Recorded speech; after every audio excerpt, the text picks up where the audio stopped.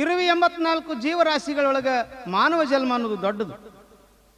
ಮನುಷ್ಯ ಜನ್ಮ ಬಹಳ ದೊಡ್ಡದು ಅಂದ್ರೆ ಬಹಳ ದಪ್ಪ ಐತಿ, ಬಹಳ ಎತ್ತರ ಐತಿ ಅನ್ನುವಂತಹದ್ದು ಅರ್ಥ ಅಲ್ಲ.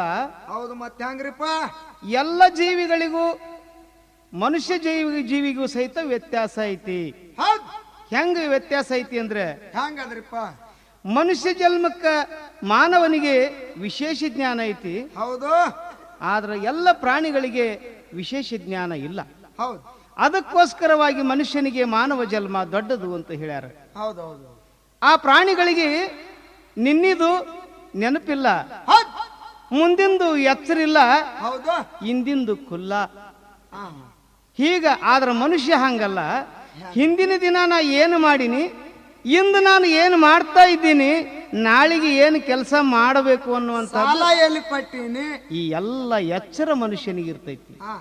ಇದೇ ಶಕ್ತಿ ತಪಸ್ಸಿನಿಗೆ ಬದಲಾವಣೆ ಆದ್ರೆ, ಇದೇ ಶಕ್ತಿ ತಪಸ್ಸಿಗೆ ನಾವು ಬೆಳೆಸ್ಕೊಂಡು ಹೋದ್ರ ತ್ರಿಕಾಲ ಜ್ಞಾನಿ ಆಗ್ತಾನ ಮನುಷ್ಯ. ಅದು ಹೆಂಗ್ರಿಪ್ಪ?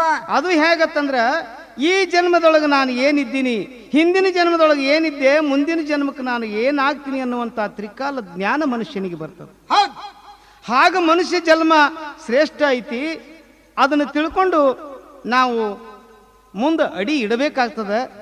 ಅದಕ್ಕೋಸ್ಕರವಾಗಿ ಮನುಷ್ಯನಿಗೆ ಪ್ರಥಮದಲ್ಲಿ ಈಶ್ವರ ಕೃಪಾ ಬೇಕು, ನಂತರದಲ್ಲಿ ವೇದ ಕೃಪಾ ಬೇಕು, ಆಮೇಲೆ ಗುರು ಕೃಪಾ ಬೇಕು, ಅಂತಃಕರಣ ಕೃಪಾ ಬೇಕು. ಈ 4 ಕೃಪಾ ಇದ್ರೆ ಮನುಷ್ಯನ ಜನ್ಮ ಕಡಿ ಆಗ್ತದೆ. ಭಕ್ತಿಯಿಂದಲೇ ಮುಕ್ತಿ ಐತಿ. ಭಕ್ತಿಲಿ ನಡೆಯುವ ಶ್ರೀಶೈಲ ಮುಕ್ತಿ ಪಡಿ.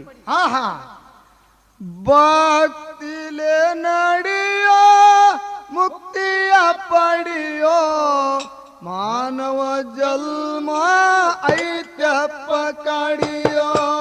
ಭಕ್ತಿಲೆ ನಡೆಯೋ ಮುಕ್ತಿಯ ಪಡೆಯೋ ಮಾನವ ಜನ್ಮಿದು ಐತ್ಯಪ್ಪ ಕಡಿಯೋ.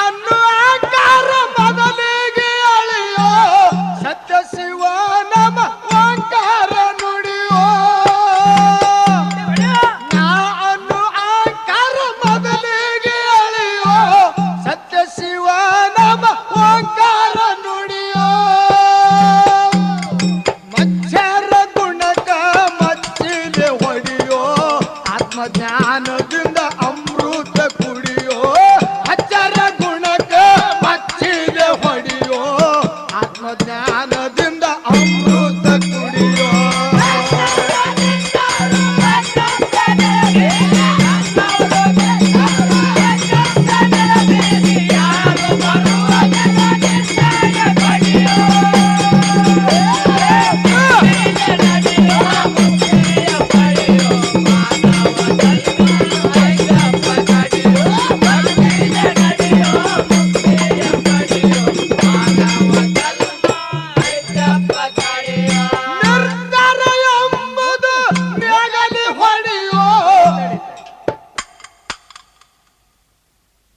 ಅಜ್ಞಾನ ಎಂಬ ಕರಿಕೆ ಹೊಲಕ ಜ್ಞಾನದ ನೇಗಿಲಿ ಹೂಡಬೇಕು. ಕಾಮ ಕ್ರೋಧ ಮದ ಮತ್ಸರ ಕರಿಕೆ ನಷ್ಟ ಮಾಡಬೇಕು. ಆತ್ಮ ಎಂಬ ಕ್ಯಾದಿಗೆ ಒಡಿ ಆವಾಗ ವಾಸ ಬರ್ತೈತಿ. ಅಜ್ಞರ್ತರ ಎಂಬುದು ನೇಗಾಲಿ ಹೊಡೆಯೋ ಕರ್ಮ